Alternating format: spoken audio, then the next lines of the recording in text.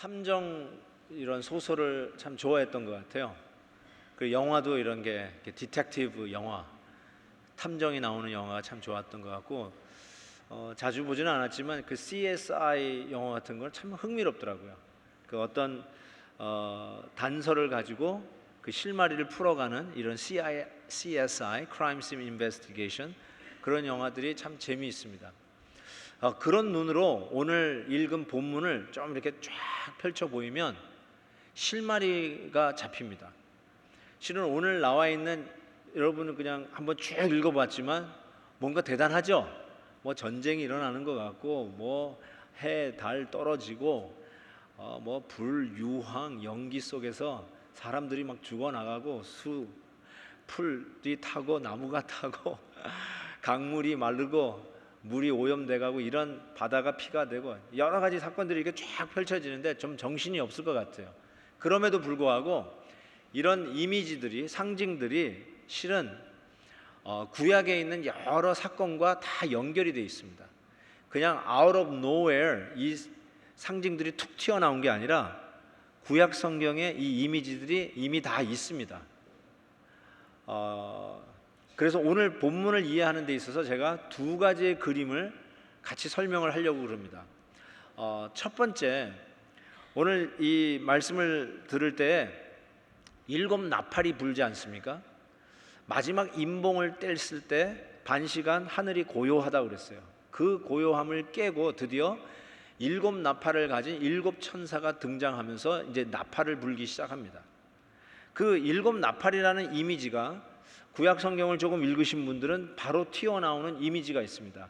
여리고 성 공격할 때 일곱 제사장이 일곱 나팔을 불었습니다. 그래서 여호수아 6장 4절에 보면 제사장 일곱은 일곱 양각 나팔을 잡고, 그 다음에 하나 주목할 아이템이 있는데 언약궤를 앞에서 나아갈 것이요. 그래서 이 작전에 따라서 하루에 한 바퀴씩 마지막 날은 일곱 바퀴를 언약궤를 두고 돌게 됩니다.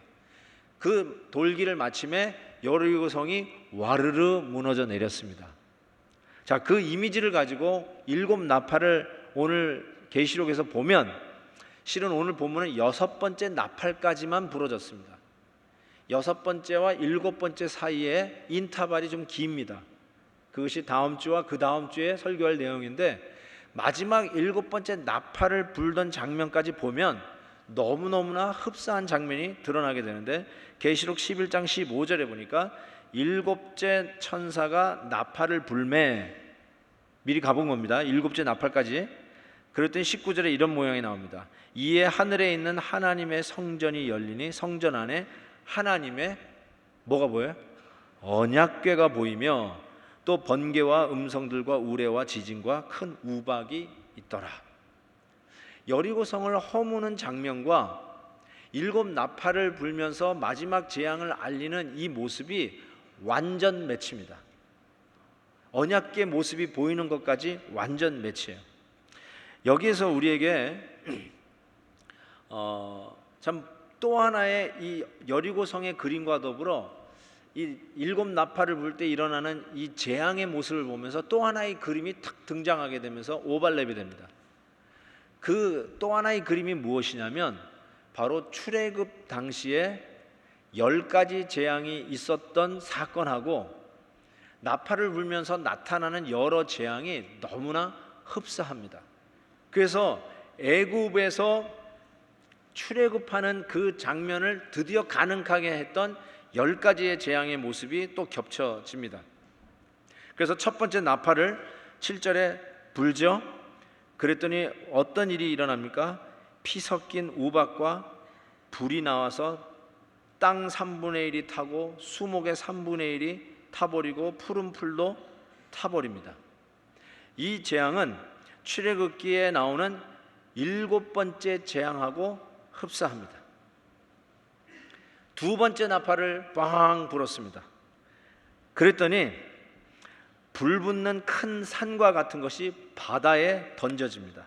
그러면서 바다의 3분의 1이 피가 되고 바다에 있는 생물들, 물고기들이 3분의 1이 죽습니다. 그리고 심지어는 바다에 떠다니는 배들이 3분의 1 깨어집니다.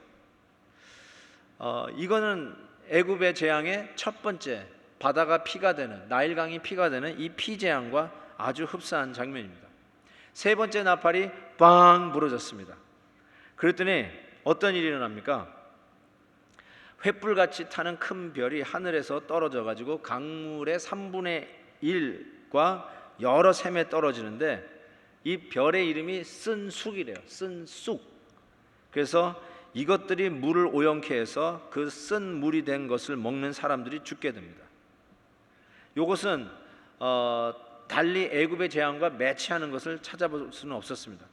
그런데 네 번째 나팔이 부니까 어떤 일이 일어나냐면, 해 3분의 1, 달 3분의 1, 별의 3분의 1이 타격을 받고 낮의 3분의 1이 비춤이었고 밤도 그러하더라.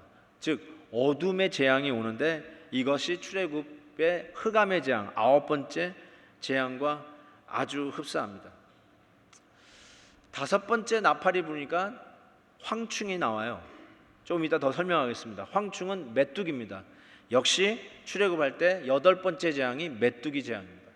그러니까 너무나 이 애굽에 있었던 10가지의 재앙과 7 나팔을 불었을 때 나타나는 재앙이 흡사하게 겹쳐집니다. 이 두 그림, 여리고성을 허물 때 쓰던 나팔, 그리고 애굽에 닥쳤던 이 재앙이 나팔 재앙과 연결돼서 이 그림이 다 합쳐지는 것을 보게 돼요. 전 여기에서 아주 중요한 교훈을 하나 얻습니다. 여러분, 애굽의 그 영화와 전성기는 바로 왕국 시대입니다. 로마의 전성 시대는 시저 시대가 전성 시대라고 할 수 있어요. 근데 애굽은 바로 시대예요. 로마 황제의 타이틀이 시저이듯이 애굽 왕의 이름은 바로입니다. 타이틀이 바로예요. 그래서 애굽의 영화와 전성기를 이 바로 왕국 시대를 빼고는 설명할 수가 없습니다.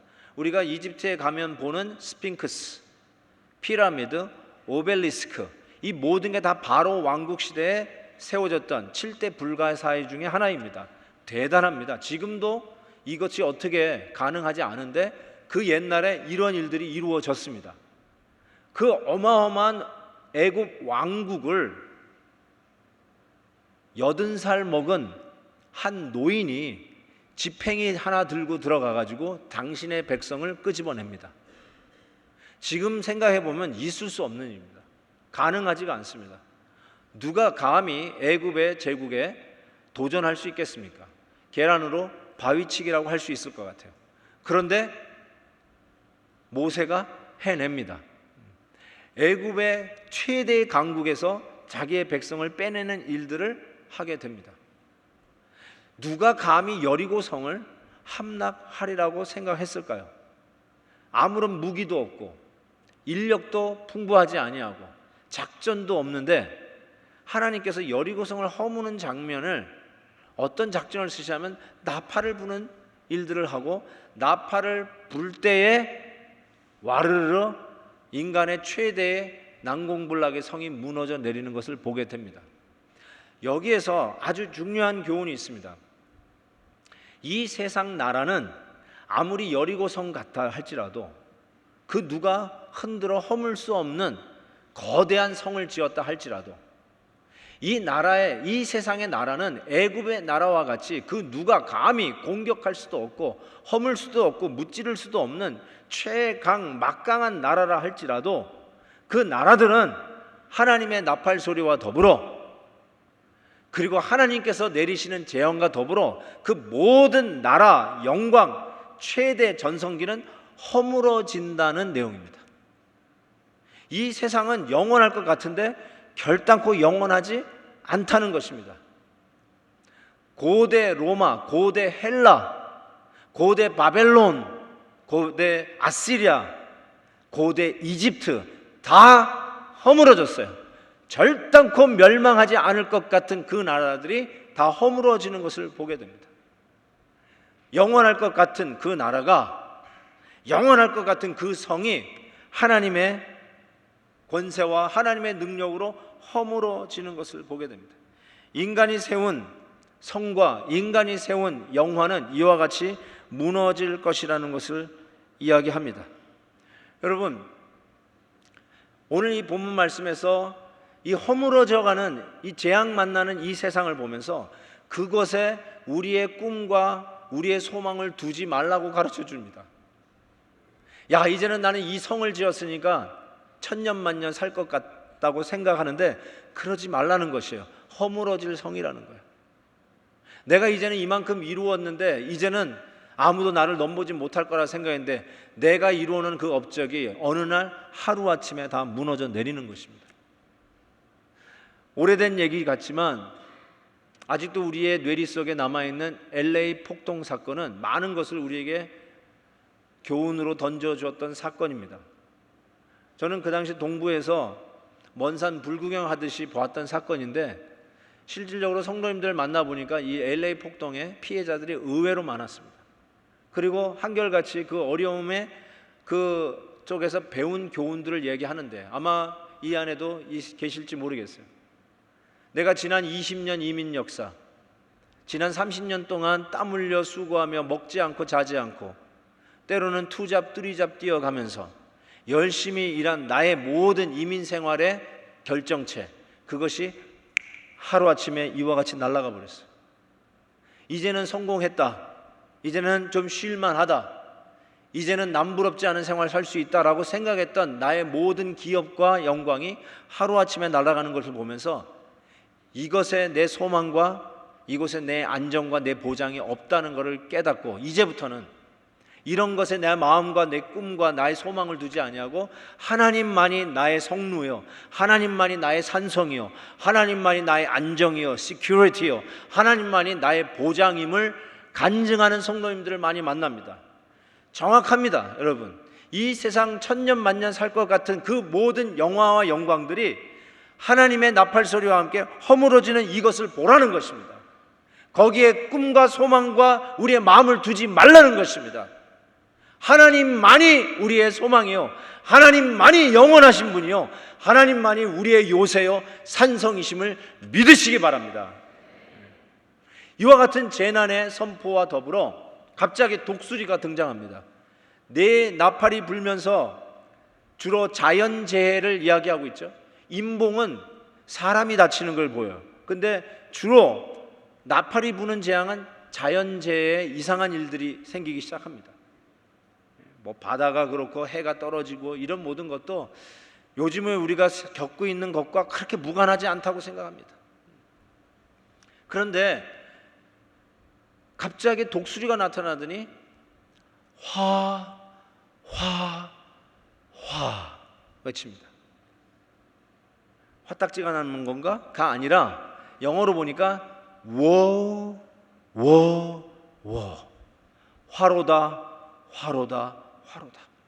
성경은 강조점에 항상 반복합니다. 그 언어 구조가 반복하게 돼 있어요. 그래서 예수님께서도 반복할 때, 강조할 때 I truly say unto you, 내가 진실로 너에게 이르노니, 항상 반복합니다. 강조할 때는 항상 2번 얘기합니다. 그게 언어적 구조예요. 그런데 3번 강조했다는 것은 화로다. 반드시 명심해야 할 일이에요. 성경에 3번 강조한 것이 이거 말고 또 한 군데 있다면 거룩. 이사야가 성전에서 천사들이 하나님을 찬양하는 거룩. 그 외에는 화로다. 점점 더 이 재앙이 극렬해지고 심화되어 가는 것을 보게 됩니다. 여러분, 임봉을 뗄 때는, 여러분 아웃라인 맨 밑에다가 제가 실었어요. 임봉을 뗄 때의 재앙의 규모는 4분의 1이었어요. 그런데 오늘 본문을 읽으시면서 느끼셨겠지만 나팔을 불 때의 재앙의 규모는 3분의 1이에요. 1/3. 나중에 대접을 볼 때 확인하겠지만 대접의 재앙의 규모는 entire이에요. 전부예요. 몽땅 다 재앙의 그 안에 들어가게 되어 있어요. 점점 강해지는 것을 보게 됩니다. 그래서 5번째 나팔, 6번째 나팔, 7번째 나팔이 화 앞으로 닥칠 화에 대한 선포인 것을 보게 됩니다. 다섯 번째 나팔이 부러집니다. 그랬더니 무저갱이가 열립니다. 천사가 그 무저갱이 열쇠로 엽니다. 무저갱이는 딴 게 아니에요. 지옥이에요. 지옥이 열려요. 그리고 거기서 연기가 확 올라옵니다. 그런데 거기서 뭐가 올라와요? 황충이 올라옵니다. 메뚜기 떼들이 올라옵니다. 메뚜기 떼 쫙 올라와요. 근데 이 메뚜기 떼 이 모습은 아까도 얘기한 것처럼 출애굽 재앙에도 있고요. 요엘서를 혹시 시간 되시면 1장, 2장을 한번 읽어보십시오. 이 황충이 올라와서 일어나는 재앙의 모습이 요엘서 1장, 2장하고 완전히 또 맞아 떨어져요. 이 황충은 도대체 누구인가? 황충은 이 뭔가? 이 무저갱이에서 올라오는 이 황충은 뭔가? 본문 11절에 그가 누구인지를 밝히고 있어요. 그들에게, 황충입니다. 황충들에게 왕이 있다고 그랬어요. 그 왕은 누구냐? 무저갱이의 사자라. 히브리어로는 그 이름이 아바돈이요, 헬라어로는 그 이름이 아볼루온이더라. 헬라어로 이 아폴리온, 그리스 신화에 나오는 아폴로 신을 이야기합니다. 그 의미 자체가 뭐냐면 파괴자, destroyer를 의미합니다. 누굴 얘기하는 거죠? 사탄입니다. 로마 황제들이 자기 스스로를 아폴로 신에 비유하는 적이 참 많았습니다. 그래서 혹자는 이게 로마 제국의 황제들을 의미한다라고 얘기하지만 문맥상 로마 황제가 아니라 이거는 아담을 꿰어내었던 사탄입니다. 이 사탄의 수하 혹은 레프리젠터티브가 황충입니다. 다음 주에 또 큰 천사가 나와요. 그 천사가 예수님의 레프리젠터티브이듯이 여기에 황충은 사탄의 레프리젠터티브예요. 그 황충이 말이 충이 들어가면 우리는 약간 오싹해요. 바퀴벌레가 생각이 나고 기분이 안 좋아요. 그런데 실은 이 황충에 대한 모양을 묘사하는데 황충은 의외로 매력이 있습니다. 아주 혹하는 끄는 것이 있어요. 제가 왜 그렇게 보냐면요, 황충에 대한 모양을 그려냈는데 9장 7절부터 보시면 전쟁을 준비한 말들 같다고 그랬어요. 여러분, 짐승들 중에 저는 말이 제일 잘생겼다고 생각해요. 동의 안 하세요? 말이 정말 잘생겼어요. 멋있어요. 머리에는 금 같은 관을 씌웠다고 그랬고, 얼굴은 사람의 얼굴을 하고 여자의 머리털을 가졌다, 이렇게 얘기했어요. 요거 조금 설명하고 갈게요. 여기에 금관은 주로 지체 있는 사람들이 이 금으로 된 관을 씁니다. 임금이 씁니다. 따라서 이 금관을 썼다는 말은 스테러스, 신분, 지위가 높았다는 뜻이고, 요즘식으로 얘기하면 스펙이 있는 사람을 얘기해요. 우리가 굉장히 사모하고 부러워하는 자예요. 그게 금관 쓴 사람이에요. 굉장히 멋있는 거예요. 나도 저렇게 되고 싶어요. 나도 저렇게 왕관 쓰고 싶어요. 그런 지체, 스펙을 얘기하고, 그 다음에 나오는 사람 얼굴 같다. 메뚜기가 사람 얼굴 같대요. 이게 도대체 뭘까? 이게 좀 어려워요, 실은 해석이. 난 그래서 이거 보자마자 메뚜기가 사람 얼굴 같은 거 보니까 이거 아마 유재석인가 보다, 이렇게 생각을 했어요.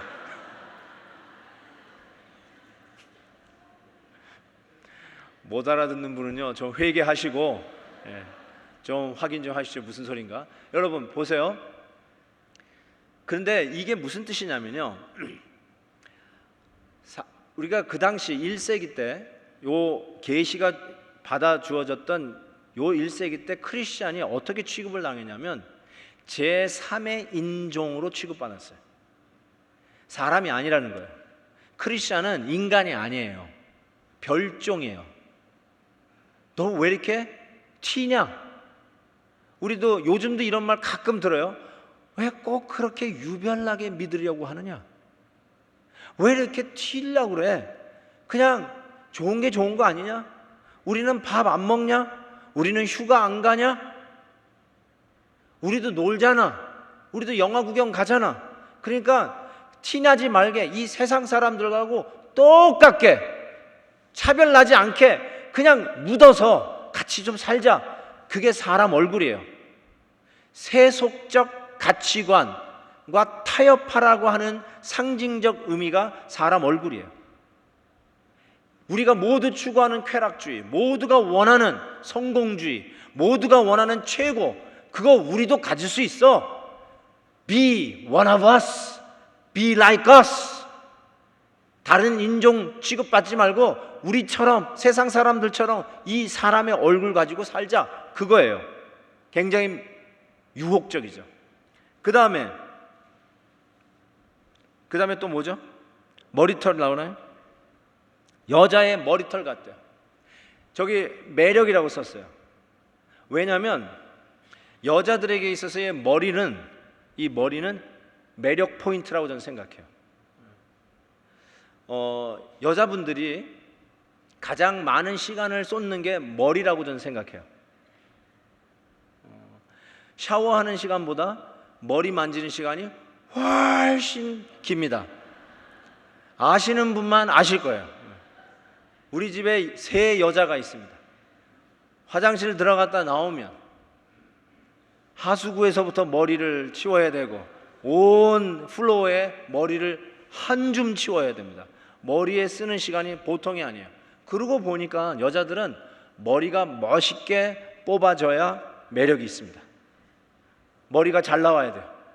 근데 머리가 엉클어져 있으면 보기 싫어요. 제대로 매력이 발산이 안 돼요. 여자분들의 영광은 머리에 있는 줄 믿습니다. 갑자기 황충의 모양이 여자의 머리털 같아요. 무슨 뜻이냐? 매력이 있다는 거예요. 어쨌든 머리는 잘 하십시오.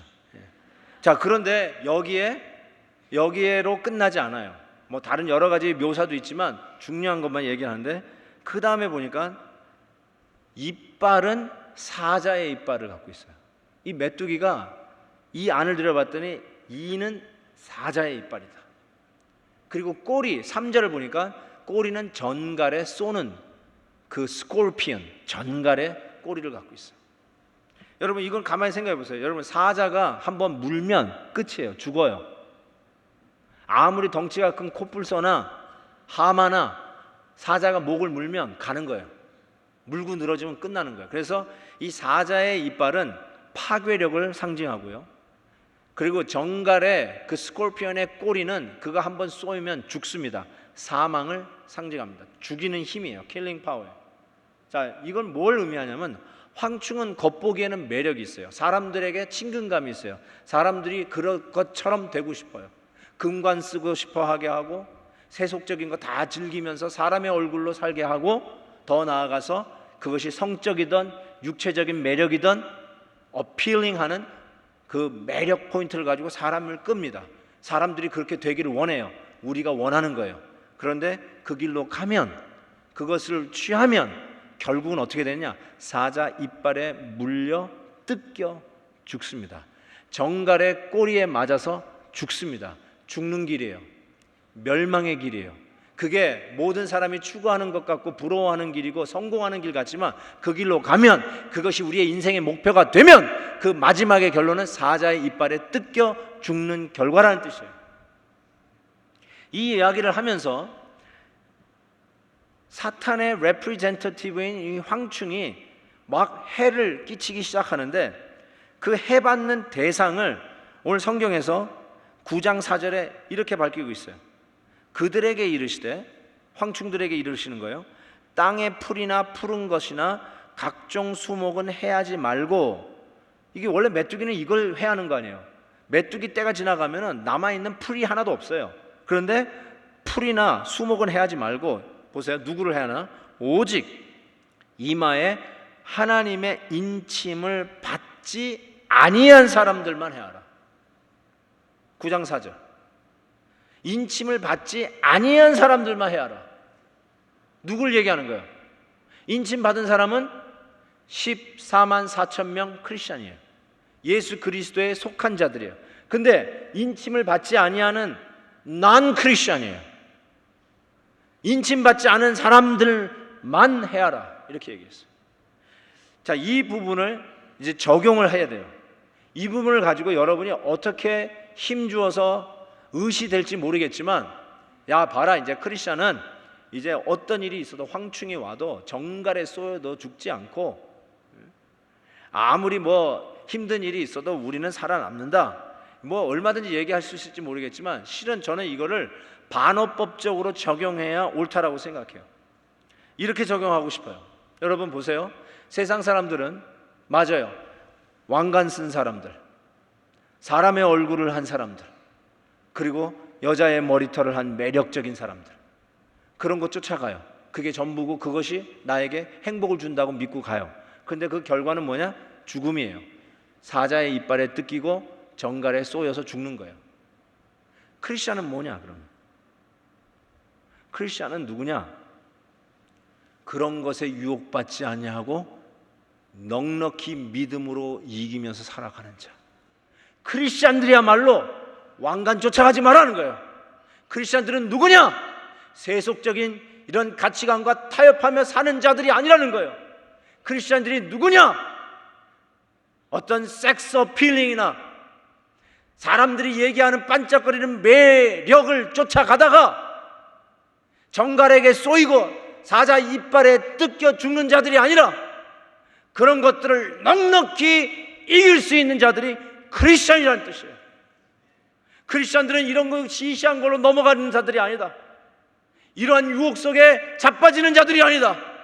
힘들고 어려워도 금이 우리를 녹이고 매력적인 것이 우리를 유혹하고 세상적으로 즐기고 가치관이 우리를 흔들어 놓는다 할지라도, 우리 성도들은 그런 데 넘어지지 아니하고 넉넉하게 믿음으로 싸우며 믿음으로 승리하는 자들이 바로 하나님 앞에 인침받은 14만 4천 명 예수 그리스도에게 속한 크리스천들이야말로 이 세상의 유혹, 황충의 유혹에도 넘어가지 아니하고 넘넘이 믿음으로 사는 자라는 하나님의 말씀이에요. 여러분을 향한 하나님의 도전이기도 해요. 6번째 나팔이 불입니다. 불, 유황, 연기가 나오면서 유브라데 강에 묶여 있었던 네 천사가 놓여지면서 3분의 1을 죽이기로 작정된 자들. 저는 여러분 이게 다 상징적이에요.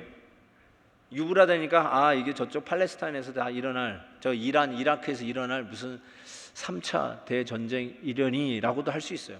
Maybe. 근데 이 상징들을 가만히 보니까요, 이 마병대 2만만이 오는데, 2만만은요 만 곱하기 만이니까 실은 2억 명의 군대를 얘기해요. 여러분 말이 2억이지 군대 2억을 앞에다 모을 만한 광장도 이 세상에는 없을 겁니다. 어마어마한 이 마병대들이 나와서 완전히 휩쓰는데 3분의 1이나 희생을 당하는 일들이 일어나게 됩니다. 저는 이걸 보면서 이미 지난 2000년 역사 속에서 이런 일들은 이미 일어나고 있었고, 아니 이미 그 전에 있어서 너도 계속해서 이렇게 우상을 숨기는 나라들이 멸망을 거듭했던 걸 봅니다. 결단코 넘어지지 않을 것 같은 고대 이집트도 넘어졌습니다. 결단코 넘어지지 않을 것 같은 고대 바벨론도 넘어갔습니다. 이 팍스 로마나 영원할 로마 제국도 넘어갔습니다. 헬라 제국도 이전에 이미 넘어갔습니다. 아시리아 넘어갔습니다. 히틀러, 나치 넘어갔습니다. 동서냉전 시대 소비에트 유니언, 소련 망한 지 오래입니다. 사람의 야망과 사람의 영화를 추구하는 이 세상, 영원할 것 같은 그 나라들이 다 무너졌어요. 이런 나라들의 무너지는 역사는 어쩌면 계속될 거예요. 인간의 영화를 세우는 바벨론의 타워 같은, 바벨탑 같은 타워들은 분명히 넘어질 거예요. 그리고 우리 역사 속에 보아왔습니다. 넘어지는 역사들을 보아왔습니다. 그럼에도 불구하고, 이런 일들이 일어나는데도 불구하고 오늘 본문의 마지막 20절과 21절은 이렇게 되어 있어요. 이 재앙에 죽지 않고 남은 사람들은 손으로 행할 일들을 회개하지 아니하고 오히려 여러 귀신과 또는 보거나 듣거나 다니거나 하지 못하는 금은 동과 목석의 우상에 절하고, 그리고 마지막 절 21절에 보니까 또 그 살인과 복술과 음행과 도둑질을 회개하지 아니하더라, 이렇게 적혀 있어요. 이게 우리가 심각하게 받아야 할 메시지. 여러분, 재앙의 규모가 4분의 1에서 3분의 1로 확대 심화됩니다. 그럼에도 불구하고 3분의 1이에요. 뭘 의미합니까? 아직 은혜의 시기라는 거예요. 황충이 5개월 동안만 하나님의 뜻 가운데 제한받아 활동합니다. 5개월이에요. 영원히 아니에요. 뭘 얘기하는 거예요? 아직은 은혜 받을 만한 때예요. 따라서 이와 같은 일들이 벌어질 때 교훈으로 받고 회개해야 되는데, 이 마지막 때의 사람들 보세요. 회개하지 아니합니다. 이런 일들이 벌어지고 있는데 회개하지 아니합니다. 내 꿈이요 열망이요 나의 모든 것이라 생각했던 제국과 열망이 다 무너져 내리는데 회개하지 아니해요. 미국의 상징이라고 할 수 있는 월드 트레이드 센터가 무너져 내렸는데 회개하지 아니해요. 삼풍이 무너졌는데 회개하지 아니해요. 배가 뒤집어졌는데 회개하지 아니해요. 실로암 망대가 무너져서 18명이 깔려 죽었습니다. 사람들이 예수님께 묻습니다. 저들은 죄가 많아서 저렇게 깔려 죽었죠? 예수님의 말씀을 기억하십니까? 아니다! 너도 회개하지 아니하면 이같이 망하리라. 여러분, 우리가 지구상에서 일어나는 수많은 비극들과 대재난의 일들, 이거는 그냥 뉴스로만 접하라는 게 아니라 그런 걸 들을 때마다 이 계시록 말씀을 상기하시고 회개하라는 하나님의 음성인 것을 믿고 회개하셔야 됩니다. 실은 이 어마어마한 하나님의 마지막 대장정의 드라마 나팔과 더불어 일어난 재앙은 실은 8장 3절과 5절에서 희한한 말씀으로 시작합니다. 나팔 불기 전에 일어났던 일이에요. 8장 3절, 또 다른 천사가 와서 제단 곁에 서서 금향로를 가지고 많은 향을 받았으니 이는 모든 성도의 기도와 합하여 모자 앞 금제단을 드리고자 함이라. 금향로가 무엇이냐? 그 앞에 있는 연기가 성도들의 기도다라고 이야기합니다. 이미 계시록 5장 8절에 이 이미지가 등장했습니다. 제가 오늘 말씀을 전하려고 그때 그 부분을 뛰어넘었는데, 금향로에 담긴 성도의 기도를 이야기하고 천사들이 그것을 하나님 보호자 앞에 상달합니다. 기도가 응답됐다는 뜻입니다. 그런데 8장 5절에 보니까 천사가 향로를 가지고 제단에 불을 담아다가 땅에 쏟음에 울의 음성 번개 지진이 나더라. 성도들의 기도가 제단에 쏟아지니까, 땅에 쏟아지니까 울의 음성 번개 지진이 나더라. 요 이미지를 그대로 야고보서 5장으로 옮겨가면 이렇습니다. 서로 기도하라. 의인의 간구는 역사하는 힘이 큼이니라.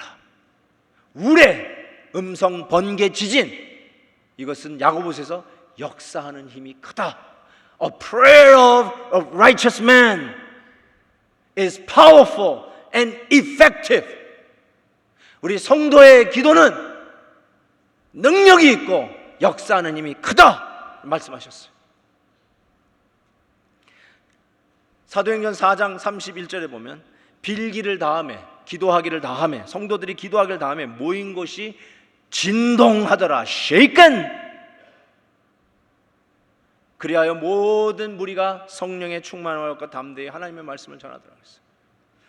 바울과 실라가 감옥 안에서 기도와 찬송할 때 shaken, 흔들리고 옥문이 다 열렸어요. 베드로 사도가 감옥에 갇혔을 때, 교회가 기도했을 때 베드로가 옥문을 걸어 나왔어요. 성도들의 기도는 the prayer of a righteous man, 역사하는 힘이 크다라고 했어요. It's a powerful and effective. 믿으시면 아멘. 정말 성도들의 기도가 이렇게 능력이 있다는 거예요. 지난번에 샌디에고 불이 나지 않았어요? 저는 불 난 것도 몰랐는데 갑자기 샌디에고에 사시는 황 장로님이 전화를 주셨어요. 목사님 기도해 주세요. 아, 무슨 일인데요? 불 났어요. 예? 어디요? 샌디에고에 불이 났다는 거예요. 알겠다고. 그래가지고 우리 목사님을 통해서 샌디에고에 우리 오시는 성도님이 몇 명인지 빨리 파악해라. 근데 8가정이 샌디에고에서 우리 교회로 올라와요. 대단하죠? 샌디에고에서 오시는 분 박수 보냅니다. 계속 열심히 올라오시기 바랍니다. 근데 8가정 중에 4가정이 이베큐에이션을 당했어요. 이베큐에이션이 뭐죠? 갑자기 생각이 나요. 네? 추방? 대피 명령을 받았어요. 대피를 당했는데 그 4가정은 괜찮고 4가정은 대피 명령을 받았어요. 못 들어가는 거예요, 집에. 근데 참 희한하게도 요 4가정이 전부 다 몽골 선교를 간 가정이에요. 희한하죠? 그러면서 전화하는데 우리가 그 전화 받고 기도할 때가 언제냐면 우리 목사님들이 점심 먹기 위해서 여기 식당에서 이렇게 원탁에 둘러 앉아 있을 때요. 그걸 받고 우리 기도합시다. 그래가지고 우리가 기도를 했습니다. 그 대피 명령을 받았는데도 그 팀장 김태원 지사님 여기 계시나? 김태원 지사님은 대피도 안 하고 몰래 집으로 숨어 들어가가지고 자기 집 앞에 불타는 잔디들을 호수로 물로 껐어요.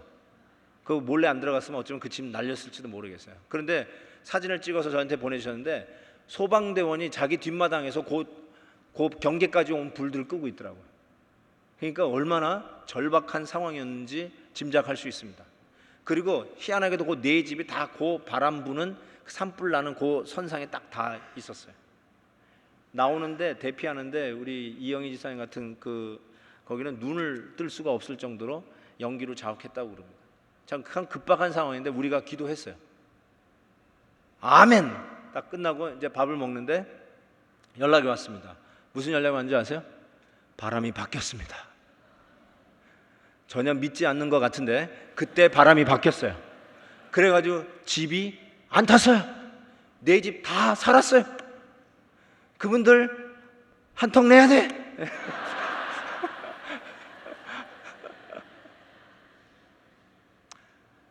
저는요 정말로 믿습니다. 의인의 기도는, 성도의 기도는 역사하는 힘이 크니라. Powerful and effective. 가끔 성도님이 이런 얘기를 해요. 목사님 기도하는 것밖에는 없어요. 기도하는 것밖에는 없어요. 여러분 그게 복이에요. 기도할 것밖에는 다른 게 없는, 다른 옵션이 없는 것, 그게 복이에요. 기도하는 것 외에 다른 옵션이 있는 분들이 많아요. 그거 하세요. 그러면 기도하지 말고 그거 하세요. 사람들 쫓아다니세요. 여기저기서 돈 끌어당겨 보세요. 여기저기 전화하세요. 하다 더 이상 안 되면 기도밖에 더 이상 할 게 없어요. 그때와 기도 한번 하세요. 그러면. 근데 실은 그게 복이에요. 기도하는 것밖에는 다른 할 일이 없어요. 그게 복이고 그게 하나님의 능력이에요. 하나님이 하시는 일은 기도하는 무릎에서 시작돼요. 여러분 계시록 오늘 읽으셨잖아요.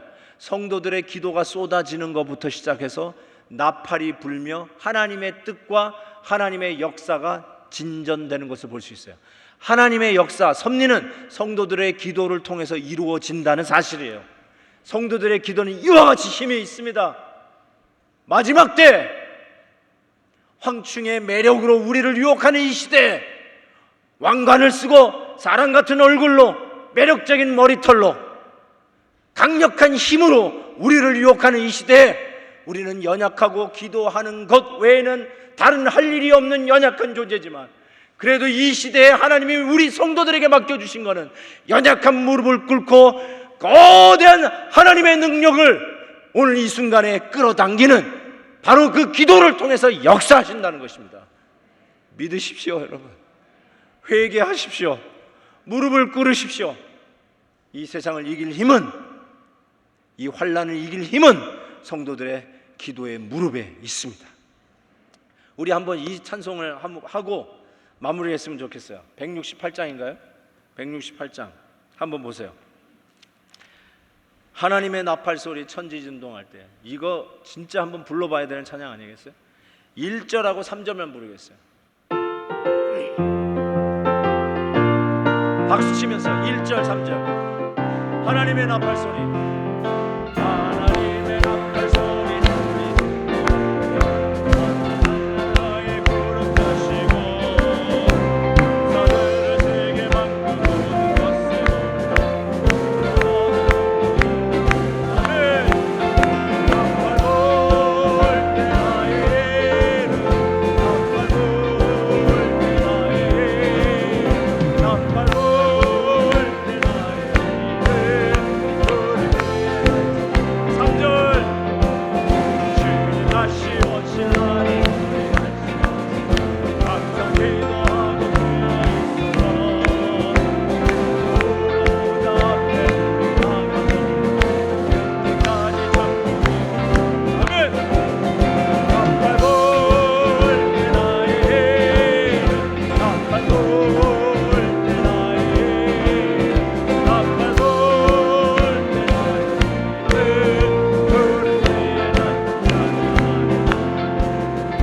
아멘.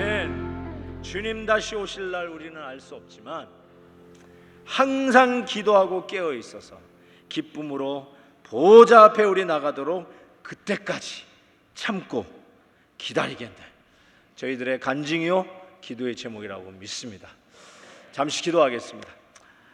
하나님 아버지 감사합니다. 오늘도 이 은혜를 주시니 너무 감사합니다. 힘들고 어려웠고 나에게는 리소스도 없고 기댈 사람도 없고 재정도 없지만 오늘 이 마지막 때에 우리 하나님이 가르쳐 주신 귀한 교훈을 얻습니다. 기도하라. 기도 속에 역사하신 하나님의 능력을 신뢰하라. 이 시대를 이길 수 있는 힘은 성도의 연약한 무릎에 있느니라. 우리 주님도 가장 연약할 때 겟세마네 동산에서 기도하셨습니다. 우리가 가장 연약할 때 할 수 있는 최고의 무기는 전능자 우리 하나님 앞에 기도하는 일입니다. 그리고 우리 앞에 보이는 수많은 재난과 어려움 속에서 해야 할 일은 회개입니다. 강팍해진 인침받지 못한 자들의 회개치 않음을 보면서 우리가 회개치 않으면 어쩌면 우리가 인침받지 못한 자일 수도 있다는 생각을 해보게 됩니다. 회개하셔야 됩니다. 우리가 잘못해서입니다. 나의 잘못입니다. 하나님 앞에 회개하며 기도할 때에 우리 앞에 있는 환난도 능히 이기고 나갈 줄 믿습니다. 우리 같이 한번 하나님 앞에 기도하며 통성으로 기도하는 시간 갖겠습니다. 오 하나님 아버지,